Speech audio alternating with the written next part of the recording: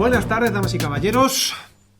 Nosotros, como somos hombres de la tradición, somos del refranero castellano, como me gusta decir, y dice un refrán, va redundancia, que es de bien nacidos y agradecidos. Yo creo que tenemos que dar las gracias, en primer lugar, a los amigos de la librería Tercios Viejos, a José Alberto, a Juan, a Rafa, pues porque siempre, la verdad, que están por la labor. Siempre que hay que hacer una presentación en Madrid, en la Villa y Corte, a pesar de que tengamos un día de otoño, lloviendo, que alguno haya decidido quedarse en casa con la mantita, etcétera, pues siempre ponen esta fantástica librería a nuestra disposición para poder disfrutar, en este caso, de un buen rato de cultura, un buen rato de historia y esta tarde-noche de un buen rato de misterio, yo creo que podríamos decir. Así que, si me permiten, yo creo que el primer aplauso de la tarde-noche vamos a darlo a la librería Tercios Viejos, por favor.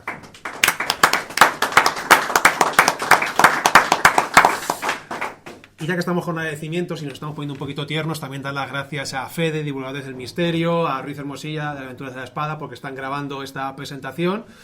Y si luego se han quedado con ganas y quieren volver a verla, van a poder hacerlo dentro de unos días, o la gente que no haya podido venir, en diferido van a poder verlo, lógicamente, en YouTube. Y nada, y sin más preámbulos, cuando he tenido la ocasión de presentar algún libro, y han sido varios ya, gracias a Dios, la persona que actúa de presentador, yo creo que el objetivo que tiene que cumplir en parte es hacer una buena presentación del autor, evidentemente, pero del libro yo creo que hacer una mera introducción, porque la persona que siempre más y mejor va a hablar del libro es el propio autor, en este caso, don Emilio Acosta. Yo del libro simplemente voy a hacer una pequeña introducción, por supuesto, muy particular y muy personal, y lo que es la esencia, el corazón, el espíritu y el alma, porque yo creo que los libros también tienen espíritu y alma, lo hará don Emilio. Y sin más preámbulos, primero a mí me gustaría un poco incidir en cómo nos conocimos. Porque nos conocimos a través de una tercera persona, a través de un buen amigo, un sevillano de pro, que de hecho estábamos hablando de él, que es Antonio Moreno Ruiz, que también puede seguirle por YouTube, etcétera, con sus canales. Y a partir de ahí, cuando coincidimos en luego mencionaré lo de tu canal de YouTube, pues la verdad que se estableció una amistad de estas que tenemos hoy en día por las redes sociales, que luego, gracias a Dios, en algunos momentos ha podido transformarse en un hecho físico, y gracias a Dios ahora en un evento en el cual estamos participando aquí los dos. De Emilio Acosta, una de las cosas que a mí me gusta es que yo creo que es una de esas personas puente. Y me explico lo que quiero decir con una de esas personas puente. Es una persona que entiende muy bien lo que significa la historia, el mito y la esencia de España, pero ojo, también lo que es la historia, el mito y la esencia de América. Por eso digo puente entre España y América, porque él es canario de nacimiento, pero de adopción también podemos decir que eres muy venezolano. Ya lo verá por el acento. Hace 25 años, ¿no? 25 años. Has estado más tiempo allí que en España. Que en España. Entonces, si hay alguien que yo creo que pueda hablar con pasión y con rigor, porque siempre lo he dicho, que creo que se pueda... Son dos palabras que no tienen por qué estar enfrentadas, ni mucho menos. Muchas veces cuando te dedicas a la historia, no, el tema de la pasión... Pero ¿cómo este hombre no se va a apasionar cuando está hablando de cuestiones de la historia de España, de la historia de América? Hasta incluso exigirlo, ¿no? El pedir que por favor esté presente esa pasión, porque por lo menos yo creo que en cualquier trabajo de la vida, te dediques a lo que te dediques, si lo haces con pasión, la persona que está al otro lado lo agradece. Emilio Acosta, en lo que es su currículum, y tampoco vamos a incidir mucho, pero bueno, es graduado en Administración Tributaria, que imagino que hay espíritu y alma, no hay mucho. En la Administración Tributaria lo que es espíritu y alma no hay mucho, pero evidentemente hay que estudiarlo, hay que trabajarlo, pero también es diplomado en Historia de España y de Hispanoamérica. A nivel de su trabajo de divulgación histórica, aparte de este libro, yo creo que una cosa que hay que destacar muchísimo es su canal de YouTube, que si no lo conocen yo les recomiendo encarecidamente que entren, que es Venezuela Provincial, un canal muy seguido en España, pero yo creo que está incluso todavía más al otro lado del charco, en Hispanoamérica, que si no me equivoco estamos ahora mismo, la última vez que miré, más de 5.500 suscriptores en YouTube, unos 10.000 en Facebook y unos 7.000 en Instagram, si no me equivoco. Lo dejé apuntado, son más de 300 vídeos y, ojo, 250.000 de visualizaciones acumuladas. Algo tiene que haber ahí, evidentemente. O sea, que estamos hablando ya de 250.000 de visualizaciones acumuladas. Es que algo bueno tienes que ofrecerle a la gente, tanto de allí como de aquí. En ese canal, en parte también se refleja parte lo que vemos en el libro, ¿no? Hay reflexiones en contra de la dichosa y manida leyenda negra, que tú eres de los nuestros. La leyenda negra es más falsa que un duro de madera, como se decía antiguamente aquí en España, ¿no? O sea, evidentemente sin caer, por supuesto, en leyenda rosa, en leyenda blanca, en leyenda dorada, pero como se suele decir, al César lo que es del César.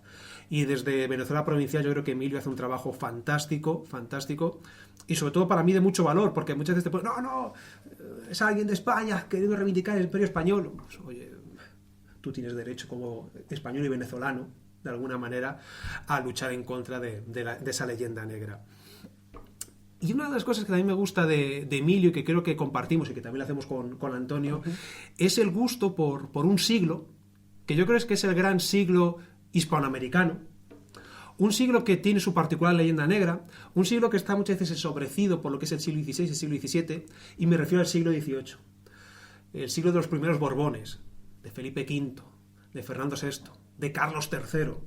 Un siglo que Emilio, en Venezuela Provincial, yo creo que reivindica mucho y que nos da a conocer una parte muchas veces de nuestra historia que no nos es tan cercana muchas veces como suele suceder con el siglo XVI, siglo XVII, el siglo de oro.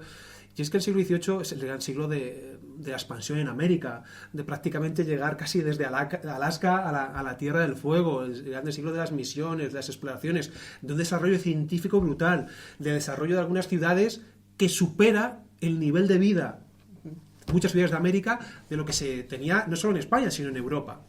Por eso yo creo que también tiene mucho valor, ¿no?, esa reivindicación que tú haces en Venezuela Provincial del siglo XVIII.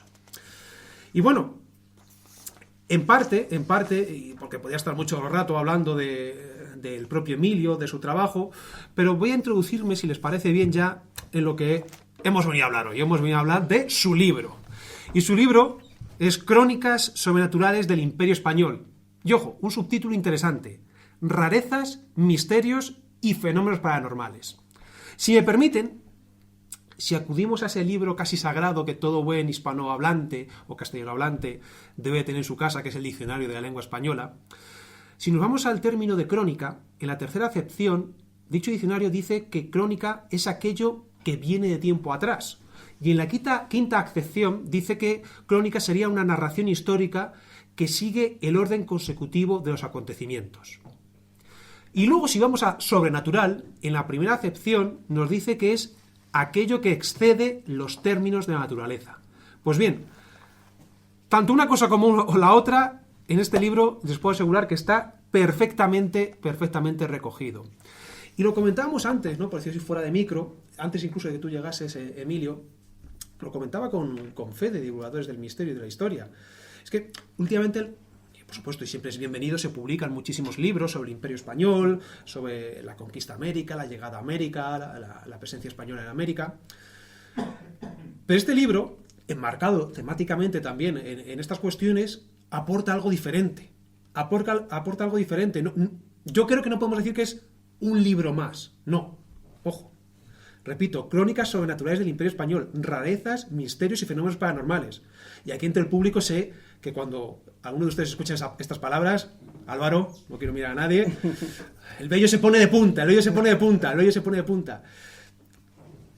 Y es que es verdad, o sea, más allá de la épica, de las conquistas, de la religión, de la cultura, este tipo de cuestiones también llevan aparejadas muchas veces a su alrededor fenómenos que llamamos fenómenos paranormales. Es una etiqueta lógicamente moderna, es una etiqueta actual, pero las personas del siglo XVI, XVII y XVIII seguramente lo viesen más normales, para ellos no sería tan paranormal como sí lo es para nosotros. No, y a veces le buscaban una explicación divina a lo que estaban viendo también.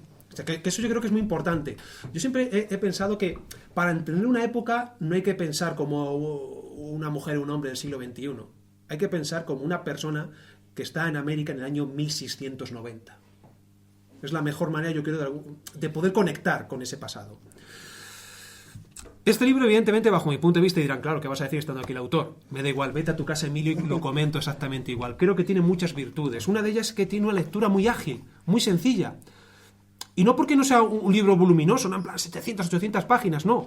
Es que está muy bien escrito, está muy bien ilustrado, la selección de imágenes que tiene no es accesoria, porque muchas veces, no, venga, mete imágenes y así sacamos más páginas. No, o sea, creo que enriquece muy bien la lectura, la complementa de una manera muy, muy adecuada.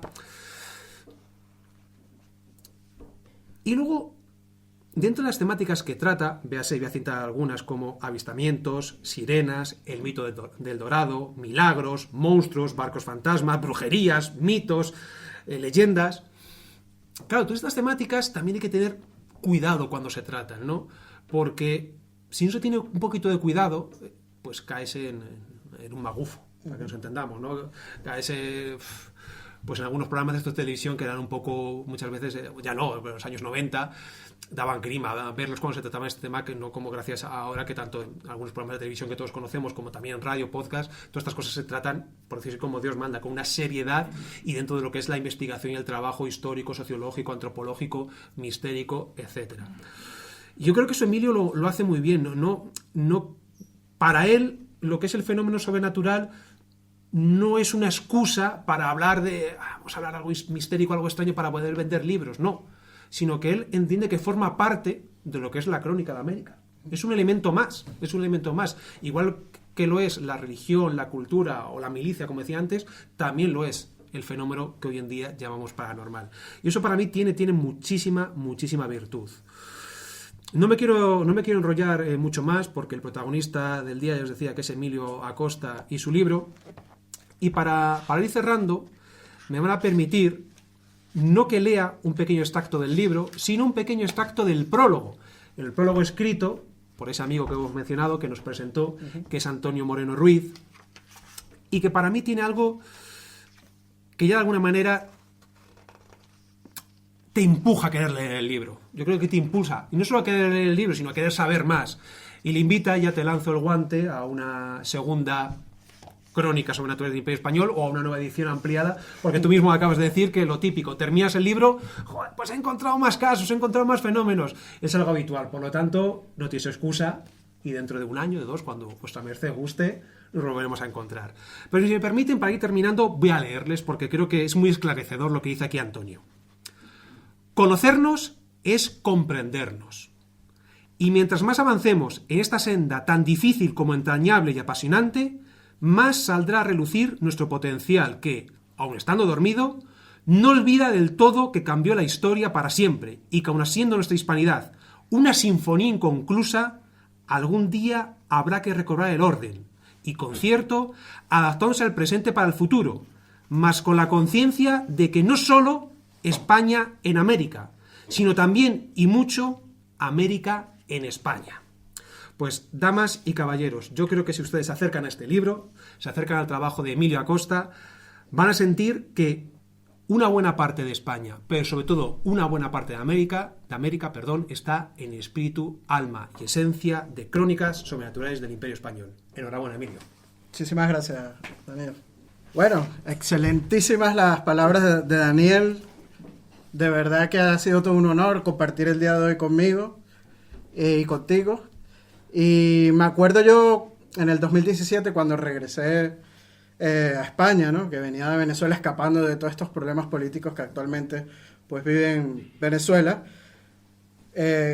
Salió una noticia en el diario ABC de tu libro, ¿no? El historiador Daniel Gómez Aragonés hablando de la ciudad de Toledo, ¿no? Y entonces yo digo, hombre, qué joven es y cómo hace de bien el trabajo de investigación. Y empecé a investigar sobre Daniel y ese fue mi primer contacto con Daniel, ¿no? Y después por estos caminos que nos han llevado pues a conocernos y a compartir el día de hoy, pues de verdad que para mí es todo un honor inmenso haber compartido por primera vez contigo pues en esto que nos une, que es la historia, ¿no? Y para mí siempre fuiste un ejemplo a seguir y espero algún día por lo menos llegar un poquito a lo que has hecho, ¿no? Con tu trabajo que es excelente, ¿no? Esos paseos por Toledo. Así que de nuevo muchas gracias, Daniel, por tus palabras sobre mi libro y sobre mi persona. Agradecido muchísimo. Y también agradezco a José Alberto de la librería Tercios Viejos por prestarnos el día de hoy sus aposentos, ¿no? Por llamarlo de alguna manera, para compartir la presentación de este libro, ¿no? Crónicas sobrenaturales del Imperio Español, rarezas, misterios y fenómenos paranormales. También darle las gracias a las páginas de internet que nos están apoyando el día de hoy en la transmisión de esta presentación, ¿no? Y bueno, una de las preguntas que suelen hacerme las personas, ¿no? Porque ellos están acostumbrados al trabajo que yo hago en Venezuela provincial, que es más de temas de índole político, de batallas, ¿no? Estas grandes batallas que ocurrieron durante los 300 años del Imperio Español, no solo en América, en Asia y en Europa también, ¿no? Y todo este desarrollo socioeconómico que hubo de un lado y del otro del charco, pues cuando vieron la noticia de que presenté el libro, se extrañaron mucho porque escogí este tema, ¿no? De las crónicas sobrenaturales, ¿no? Y claro, yo tengo más de 10 años investigando en lo que son los archivos documentales, no solo aquí en España, sino también en Venezuela, ¿no? Y durante estos 10 años siempre me iba consiguiendo estos archivos, estos documentos que me llamaban mucho la atención, que no tenían una explicación lógica, ¿no? De lo que nos contaban esos documentos. Y yo decidí, pues, era un cierto tiempo que ya tenía suficiente, pues, material guardado, porque cada vez que iba descubriendo uno, lo iba guardando y dije, esto me va a servir en el futuro, ¿no? Para algún artículo, alguna investigación, etcétera, ¿no? Y dije, bueno, vale, voy guardando hasta que llegó un momento que ya tenía como bastantes casos ya reunidos, ¿no? Y dije, me ofrecieron, me dijeron, ¿cuándo vas a lanzar tu primer libro? Porque hay mucha gente que le ha gustado el trabajo de uno y siempre pues están detrás para publicar un libro, ¿no? Y yo dije, quiero que mi primer libro sea un libro universal, ¿no? Que lo puedan leer tanto aquellos amantes de la historia, del hispanismo. Es un libro muy histórico, muy hispanista, que bebe de fuentes primarias. Aquí no nos estamos inventando nada, no es ficción, no es como muchos a lo mejor puedan pensar que estamos hablando pues de estos fenómenos, no. Todo está basado desde el primer momento en documentación y se citan las fuentes en cada uno de los capítulos, ¿no? Sobre todo mucha documentación primaria, tanto de aquellas personas cronistas que vivieron en la época o viajeros. También hay casos como el viajero prusiano Alexander von Humboldt recogido, ¿no? Que ya vamos a hablar más adelante del caso de Alexander von Humboldt, ¿no? Y también de aquellos documentos que se consiguen, por ejemplo, en el Archivo General de Indias, ¿no? Vemos casos teratológicos, ¿no? Aquellas anomalías congénitas en el cuerpo humano, que aquí lo podrán ver muchísimas fotos de esos documentos, ¿no? Aquí hay uno, un caso de una anomalía anatómica, y así van a conseguir otros casos. El medio hombre de Yucatán, que a Daniel le gustó muchísimo, ¿no? Aquí lo pueden observar. Todo esto lo podemos conseguir en el Archivo General de Indias en Sevilla, y también en su versión online, ¿no? O en línea, mejor dicho, ¿no? Para respetar nuestro gran y hermoso idioma castellano, ¿no? Y bueno, el libro se divide en dos partes, ¿no? En la primera parte, como bien señalo, pues están estas crónicas, cartas de relaciones y documentos de gente de la época, ¿no? Aquellos cronistas de Indias. Y me gustaría citar a Mario Vargas Llosa, ¿no? El Premio Nobel de Literatura hispano-peruano, que él nos explica muy bien en qué consisten esas crónicas de Indias, ¿no? De los primeros años del descubrimiento, y también los siguientes archivos y crónicas escritas, sobre todo por aquellos frailes que evangelizaron casi todo el continente americano y mucho más allá, ¿no? Llegando a las Filipinas. Y cito a Mario Vargas Llosa explicando este fenómeno de los cronistas en el descubrimiento, ¿no? Abro comillas. Los cronistas del descubrimiento y la conquista fueron los primeros en América en practicar el periodismo escrito. Algunos de ellos pueden ser considerados auténticos reporteros, pues, como Pedro Pizarro, Cieza de León o Bernal Díaz del Castillo, eran testigos y protagonistas de los sucesos que relataron, en tanto que otros, como el Inca Garcilaso de la Vega, el Padre Cobo, Pedro Mártir de Anglería o Herrera, recogieron sus informaciones entrevistando a sobrevivientes y depositarios de documentos y memorias de aquellas hazañas. O sea, toda la información que recogen los cronistas de India son basadas en los hechos que ellos veían o recogían de, pues digamos, esos sobrevivientes, ¿no? Como bien señala Mario Vargas Llosa, ¿no? Este Premio Nobel de Literatura. Claro, y muchos se preguntarán, ¿y por qué los cronistas pues utilizaban pues estas historias sobrenaturales a la hora de escribir, ¿no? Estas historias de las Amazonas, del Dorado, de las sirenas, de otros muchos como pueden ser también tritones, que son similares a las sirenas. ¿Por qué lo recogen? Claro, tenemos que ponernos en los pies de aquellas personas. Ellos están viendo un mundo nuevo, un nuevo mundo, ¿no? Si nos ponemos a ver la geografía de América es muy distinta a la de Europa. Nada más con ver grandes ríos como el Amazonas, el Orinoco, el Mississippi, o inclusive los animales, ¿no?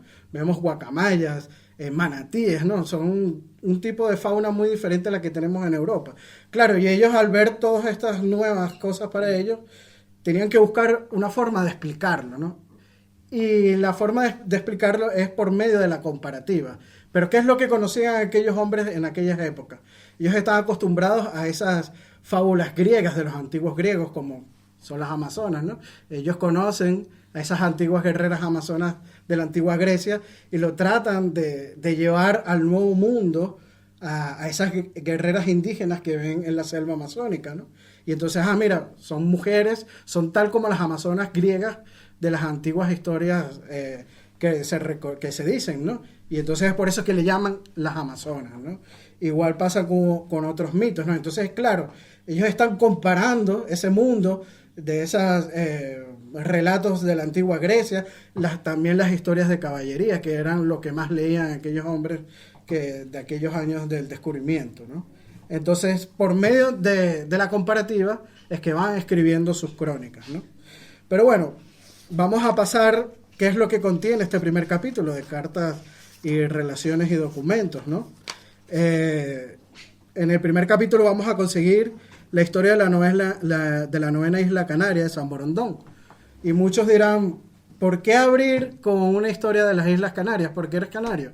No es por eso, ¿no? Sino simplemente porque quiero seguir un orden cronológico, ¿no? Y entonces la historia más antigua que se recoge en la expansión de Castilla, porque la primera expansión que hace Castilla es justamente en las Islas Canarias. Y es por eso que quise pues abrir con esta historia de la novena isla canaria. Novena si contamos la octava como la isla de la Graciosa, ¿no? Porque la gente suele asociar a las Islas Canarias con 7 islas, ¿no? Y esta es una historia que nace en el siglo XIII por un fraile irlandés, ¿no? Que es San Brian. Y entonces él decía que existía una isla cerca de las Canarias que aparecía y desaparecía, ¿no? Y era muy extraordinario esto que pasaba, ¿no? Muchos dicen que era una ballena que subía a la superficie y bajaba, pero que ahí vivían personas, ¿no? Entonces, esta leyenda la recoge este fraile, San Brian, y se va, pues, diseminando por Europa, ¿no? Y entonces la gente empieza a decir, mira, existe una novena isla, la isla de San Borondón. Le llaman San Borondón, ¿no? Y la isla de San Borondón llega inclusive hasta el siglo XIX la historia. Y hay personajes que tratan de buscarle, pues, una significación, digámoslo, lógica a lo que están viendo, ¿no? Y uno de ellos, pues, es un francés que en su relato, pues, lo describe de una muy buena manera, ¿no? Se llama Jean-Baptiste Geneviève, y él en su obra de nombre Essays sur les Isles Fortunées Atlantiques, un nombre muy francés, ¿no? Perdonen mi mal francés, pues habla de las Islas Afortunadas, que son las Islas Canarias, ¿no? Y él le da una explicación a esta aparición de la isla de San Borondón, y él dice, no es más que uno de los montones de vapores y de nubes que tienen, sin embargo, la forma de tierras. Pueden ser incluso las salvajes exageradas. Cuando él dice las salvajes, son unas islas portuguesas que están muy cercanas a Canarias, ¿no? Pero es seguro que todos los que dicen haber desembarcado y describen esta isla como considerable no son verídicos en sus relatos. De hecho, los reyes de España, en algunos de sus tratados con Portugal, reclaman para Castilla, para la corona de Castilla, esta isla de San Borondón. Así de importante llegó a ser este mito, ¿no? de la isla, ¿no? Pero bueno, no le quiero hacer más spoiler de este caso, ¿no? Porque la idea es que también ustedes pues descubran todo lo que contiene este capítulo de la isla de San Borondón, ¿no? Después vemos los avistamientos de luces por Cristóbal Colón, que es uno de los casos más llamativos, ¿no? En el libro. Y recordemos que cuando Cristóbal Colón zarpa del puerto de Palos en 1492, él va buscando las Indias y iba a lo desconocido, ¿no? Y curiosamente, en este viaje que iba a cambiar la historia de la humanidad por completo, ¿no? Porque hay que decirlo así, cambia la historia de la humanidad, unas horas antes del 12 de octubre, en la noche del 11 de octubre, él recoge en su diario a bordo que avista unas luces, ¿no? En el más allá. Y la gente que es fanática de la ufología, ¿no? O del avistamiento de ovnis, pues ellos dicen que es posible que Cristóbal Colón haya visto desde lejos, pues, ovnis, ¿no? O extraterrestres, por llamarlo de alguna manera. Yo soy una persona muy escéptica y siempre trato de buscar la lógica a lo que se recoge los documentos, pero yo en ningún momento ni afirmo ni descarto lo que recogen las fuentes primarias, ¿no? Simplemente, pues, a lo mejor le trato de buscar una explicación lógica a lo que recogen la documentación, ¿no? Y uno de los que recogen una explicación lógica a estos avistamientos recogidos en su diario a bordo de Cristóbal Colón es Fray Bartolomé de las Casas, que, ojo, no es mi cronista favorito, ¿no? Es uno de los grandes pilares de la leyenda negra, pero hay que decirlo, cuando Fray Bartolomé de las Casas recoge, ¿no?, esta historia del diario de Colón, él le da una explicación muy lógica y yo pues lo cito aquí en el libro, lo cito brevemente. Lo que recoge Fray Bartolomé de las Casas, ¿no?, del resumen del diario de Colón. Dice, abro comillas, los navegantes observaron el punto norte y encontraron que... porque estos otros casos, no solo vio luces, vean lo que también observaron.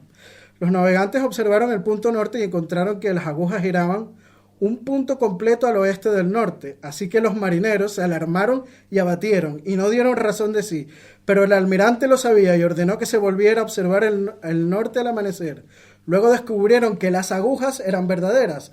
La causa fue que la estrella brillante hace movimiento y no las agujas. O sea, aquí vemos que la brújula que llevaban en el barco también empezó a hacer movimientos muy extraños, y esto todo lo está documentado en el diario de Cristóbal Colón.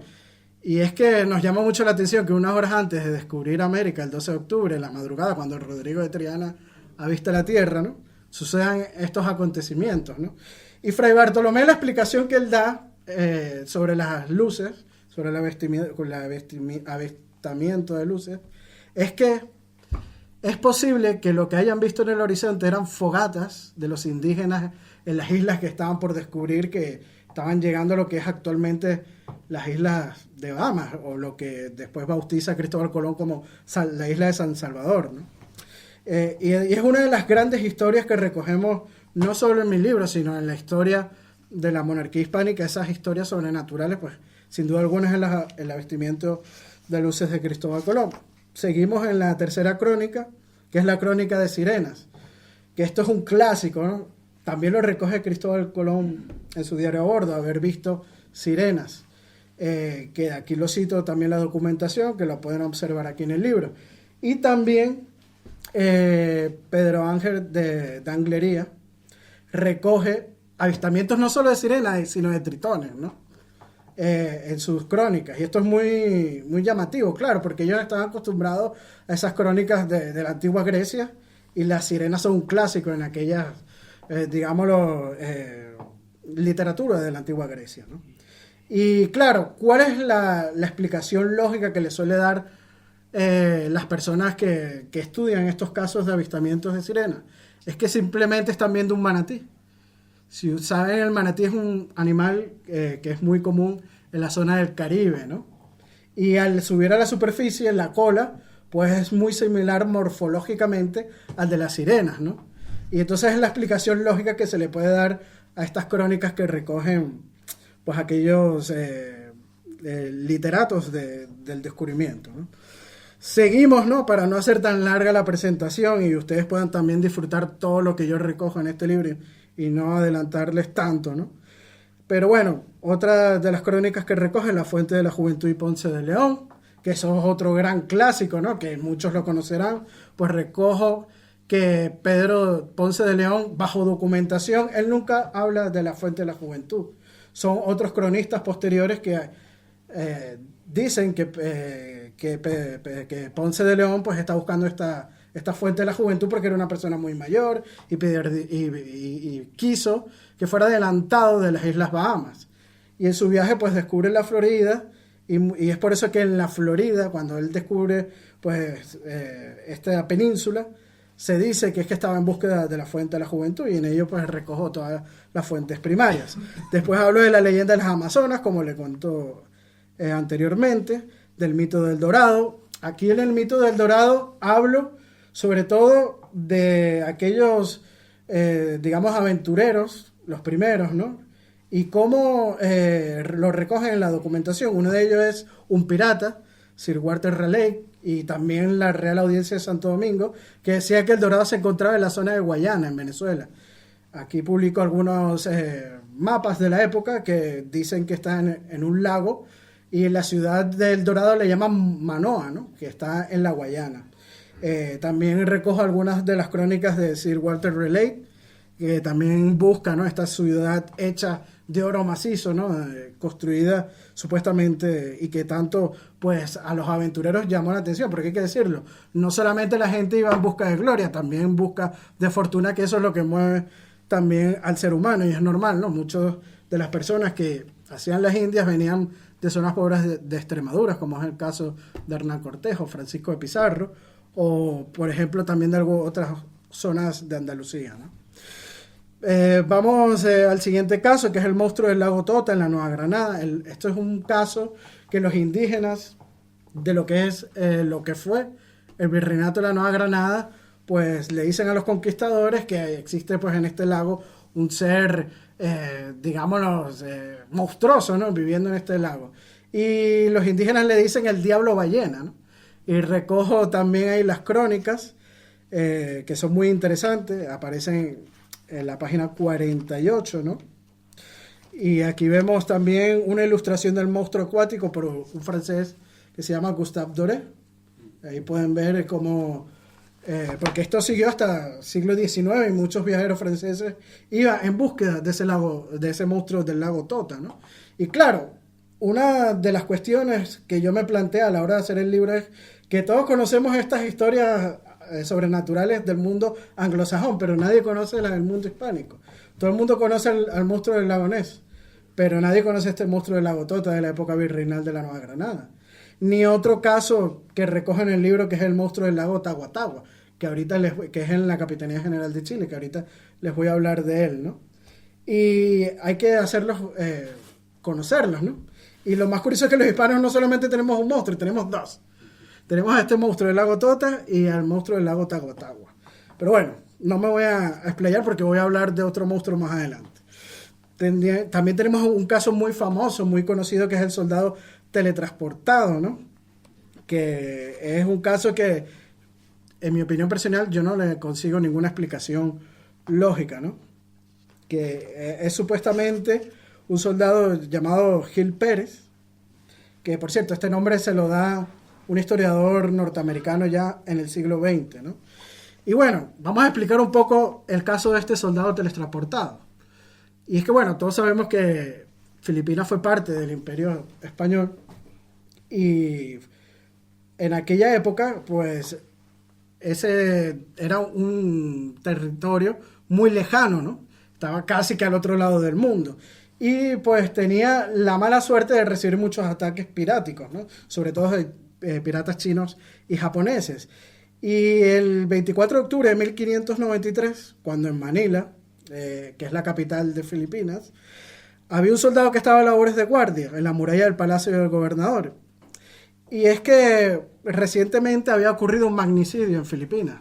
Habían asesinado al capitán general de aquel archipiélago, que se llamaba Gómez Pérez das Mariñas y Rivadeneira, ¿no? Ese era el nombre del capitán general. Y entonces, claro, este soldado estaba de guardia para que no volviera a haber algún otro ataque en el palacio, ¿no? Y entonces, claro, en la madrugada, cansado el soldado, pues se recuesta y se queda dormido, ¿no? Y al despertar, unos minutos después, unas horas después, se levanta y ve que está en un lugar desconocido totalmente para él, ¿no? Y nada más y nada menos que había despertado en la plaza de armas de la Ciudad de México.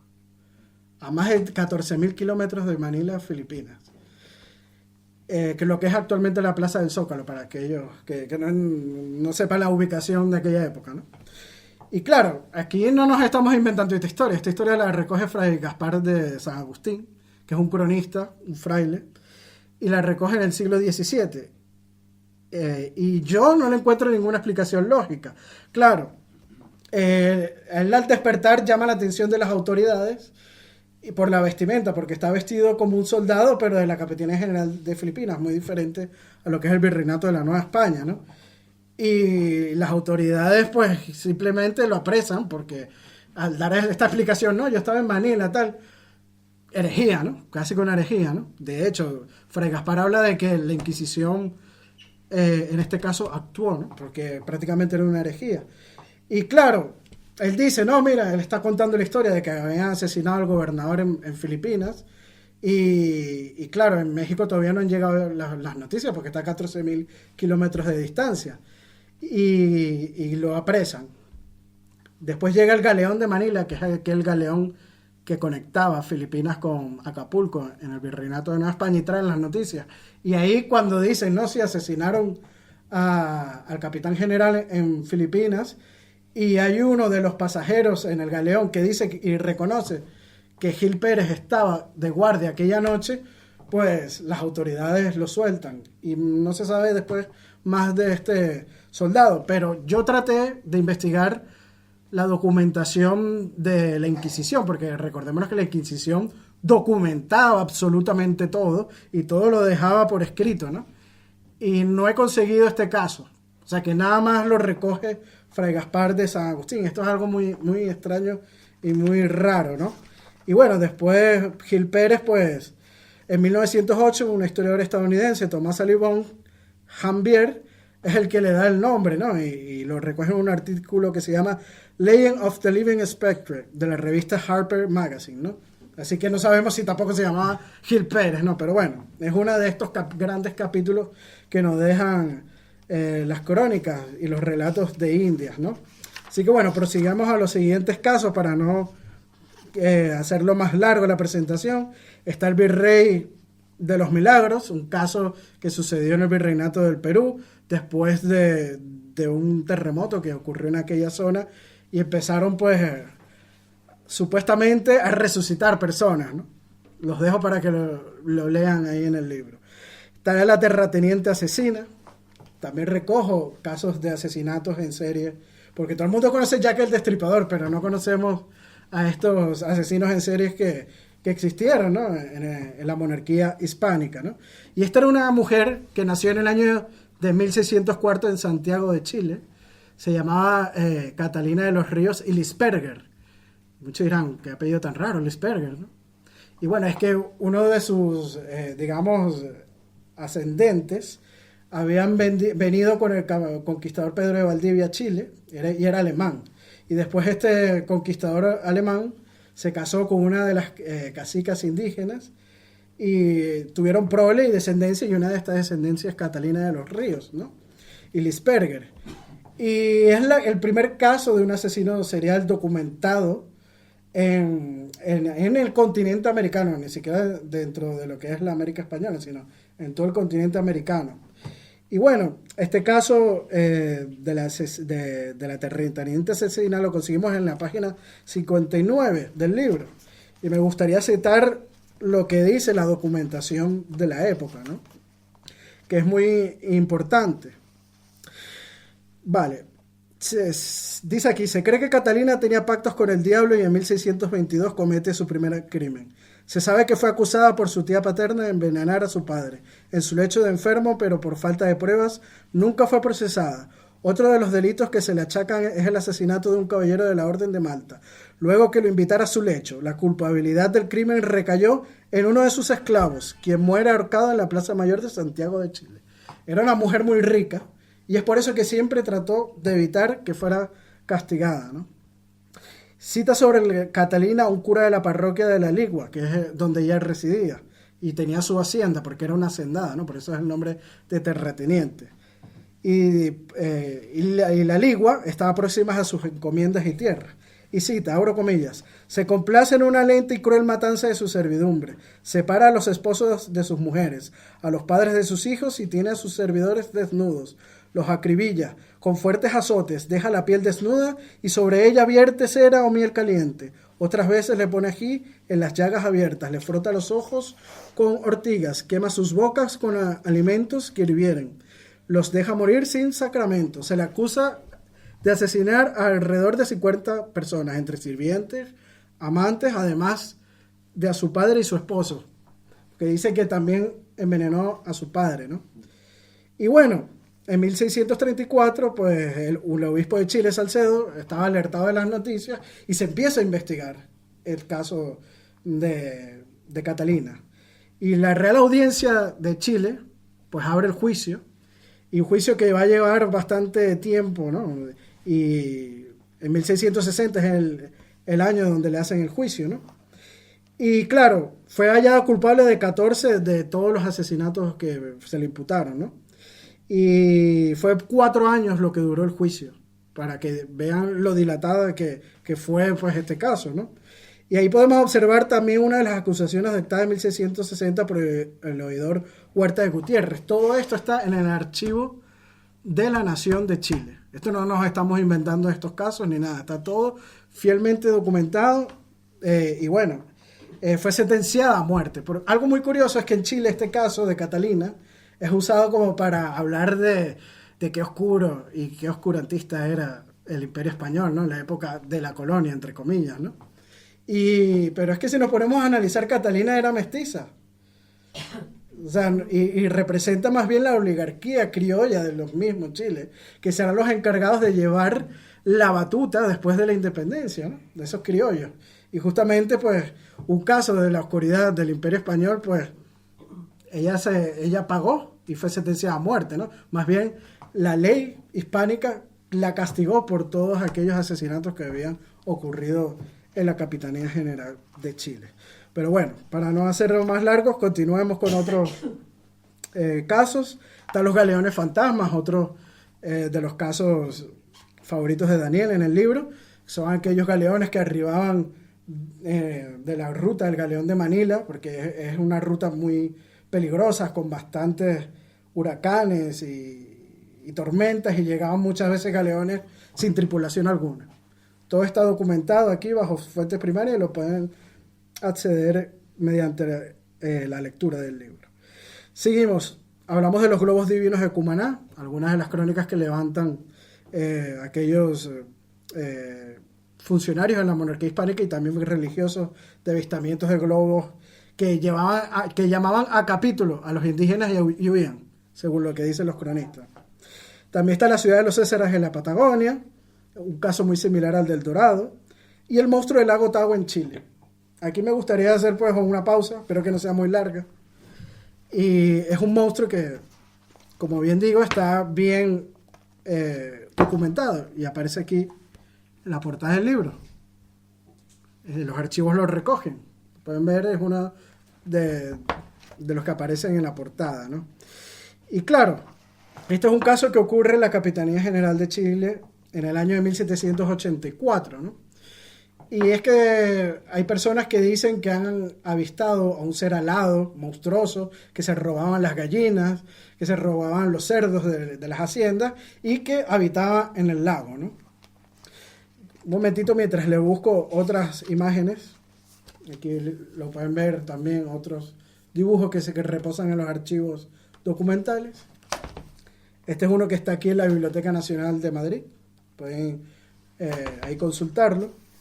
Y claro, las autoridades recogen este caso y llaman la atención y lo documentan y hacen un dibujo de él y lo envían aquí a la península.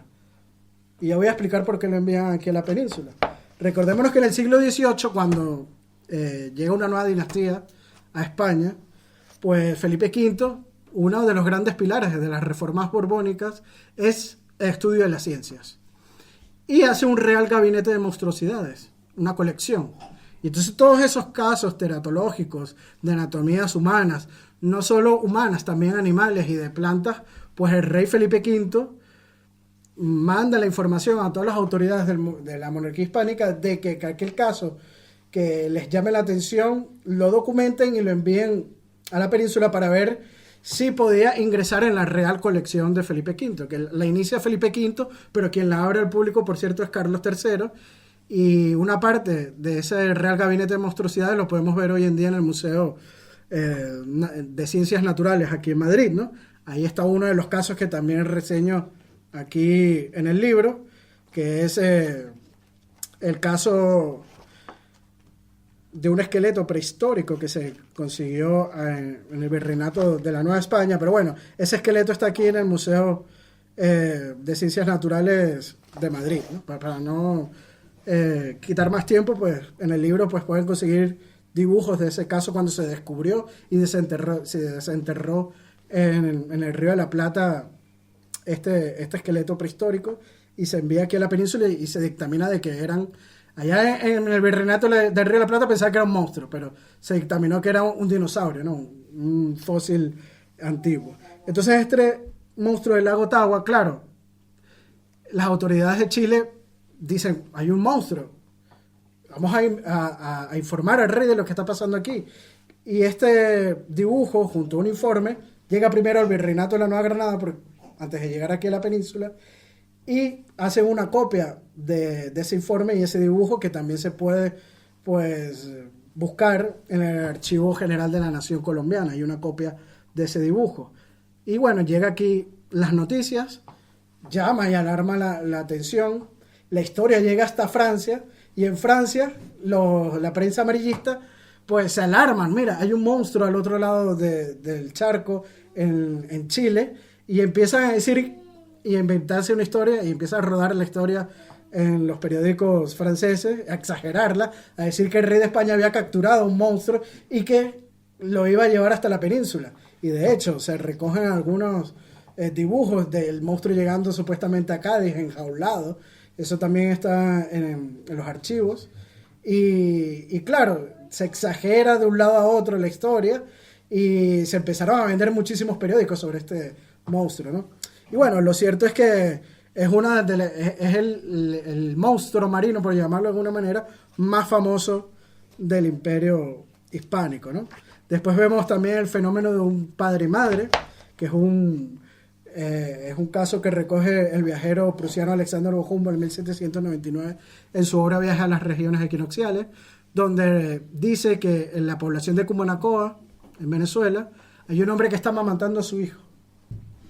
Entonces, claro, esto nos parecerá increíble, ¿no? Un hombre amamantando a su hijo. Entonces, al escuchar la historia, Alexander von Humboldt va hacia el pueblo y lo ve con sus propios ojos que este hijo está sacando leche por los pechos. Claro, esto nos parecerá increíble, pero es que es un síndrome que es muy poco común, pero sí se suele dar, que es de nombre galactorrea.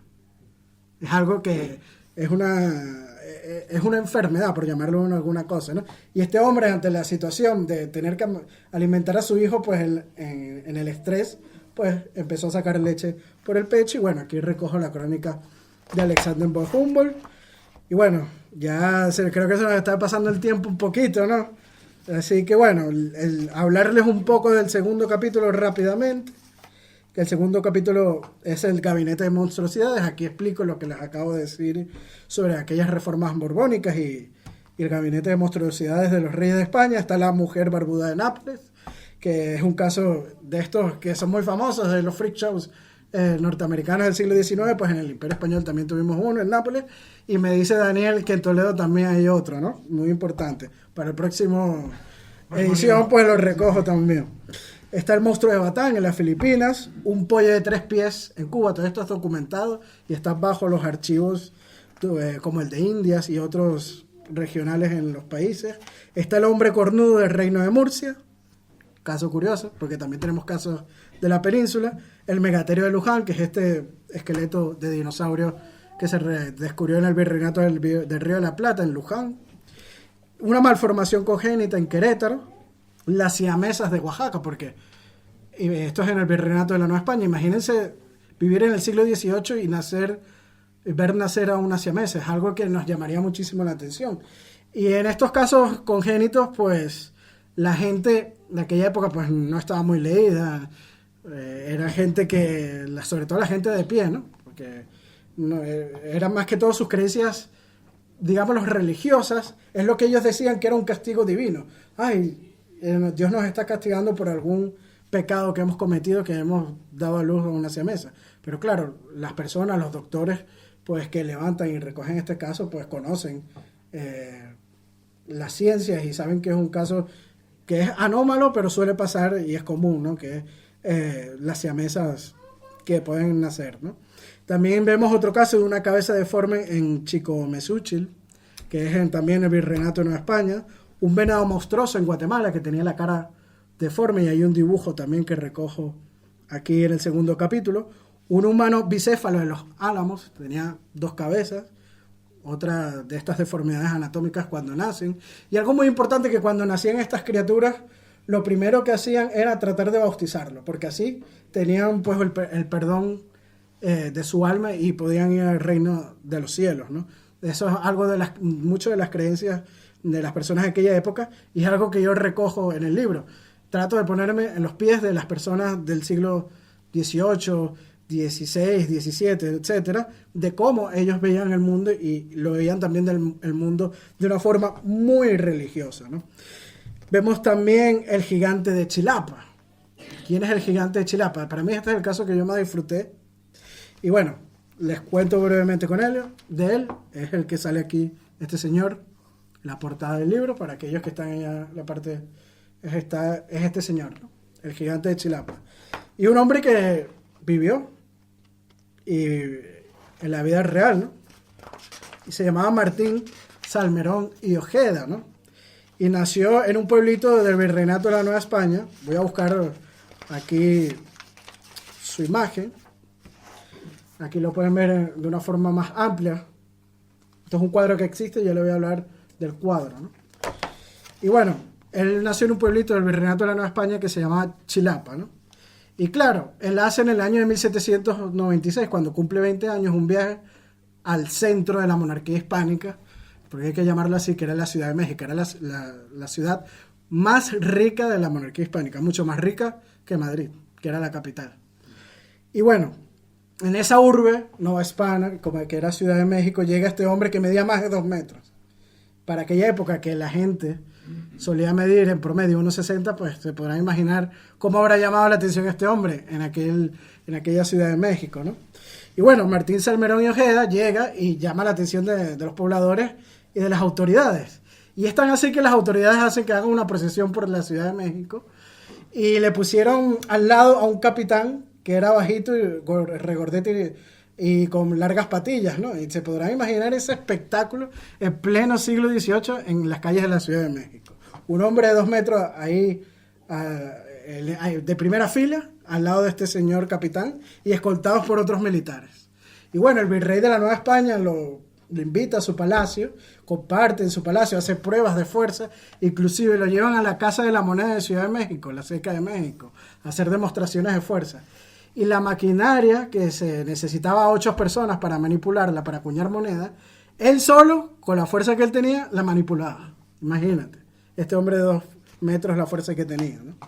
Y bueno, empezó a ganarse la vida haciendo presentaciones en casa de la oligarquía criolla de la Nueva España, los ricos criollos, haciendo estas presentaciones de altura y de fuerza, ¿no? Inclusive el Ayuntamiento de Ciudad de México pide a un artista que se llamaba José María Guerrero, un pintor, que lo retrate. Y es ese cuadro que les estaba hablando de este señor. Y es del año de 1796. Y hoy en día podemos visitarlo. El cuadro está en el Museo Nacional de Historia de México, en el Castillo de Chapultepec, que es una obra, por cierto, de Bernardo de Galvez, quien inició la construcción de este castillo de Chapultepec.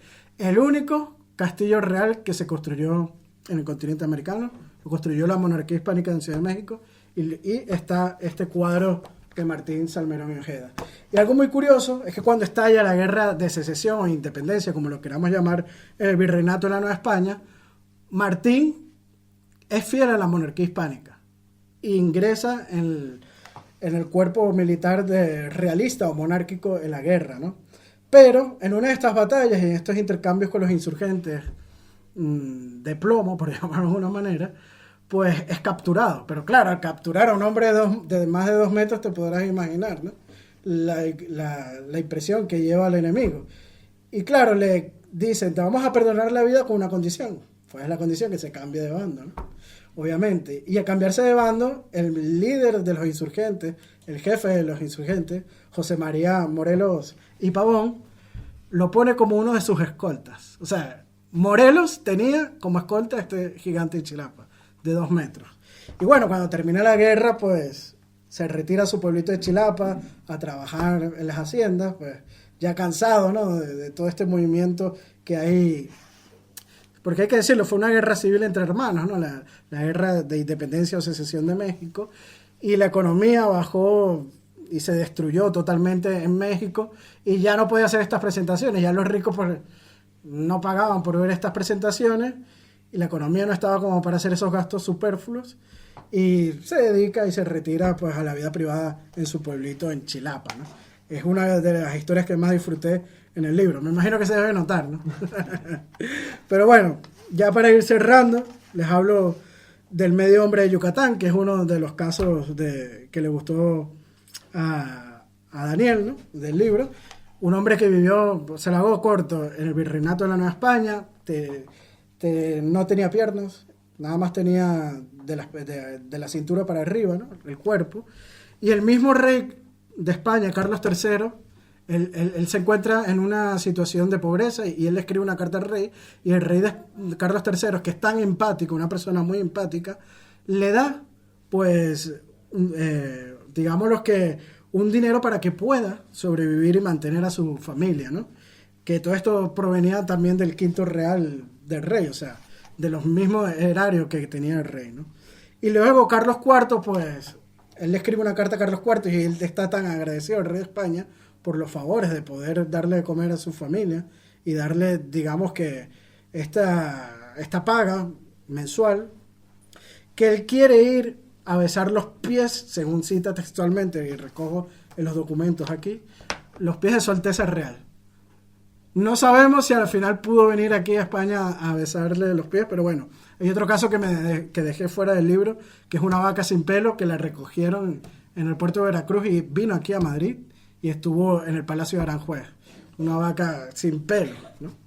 Estos casos, digámoslo, de rarezas anatómicas que recojo muy bien en el libro. Y bueno, para cerrar, la ternera de 5 patas, que es una ternera que vivió y se documentó en el virreinato de la Nueva Granada, lo que es actualmente Colombia, ¿no? En el año de 1801. A ver si les busco rápidamente. Este es el dibujo que levantaron las autoridades del virreinato de la Nueva Granada. Está recogido en el Archivo General de Indias. Como digo, es una ternera que tiene 5 patas. La quinta pata le salía del lomo. Y bueno, según recoge la documentación, se informó a las autoridades para ver si podía pasar a la colección del Real Gabinete de Monstruosidades, ¿no? de Su Majestad el Rey. Y se estaba viendo la oportunidad para poder trasladar al animal desde la Nueva Granada hasta la península sin que pasara por mucho sufrimiento en lo que es, digamos, la travesía de un lado al otro del charco, ¿no? Y bueno, el diseño que conseguimos en el Archivo General de Indias tiene como nombre diseño de una ternera anormal con 5 patas, Santa Fe, Bogotá, 20 de junio de 1803, Archivo General de Indias. Así que bueno, ya para no hacer más largo, ¿no? La presentación del libro, pues darle las gracias a todos vosotros que me habéis acompañado el día de hoy. Y bueno, también darle las gracias a todas las personas que hicieron posible la publicación del libro, como son Ediciones La Tribuna, los prologuistas Antonio, que lo recordamos aquí el día de hoy al principio. También no me puedo olvidar del que hizo el epílogo, que es el profesor Manuel Hernández González, que es catedrático de la Universidad de La Laguna en Historia de América, ¿no? También le agradezco mucho su colaboración en el libro y bueno, los invito a que lo lean, que lo disfruten.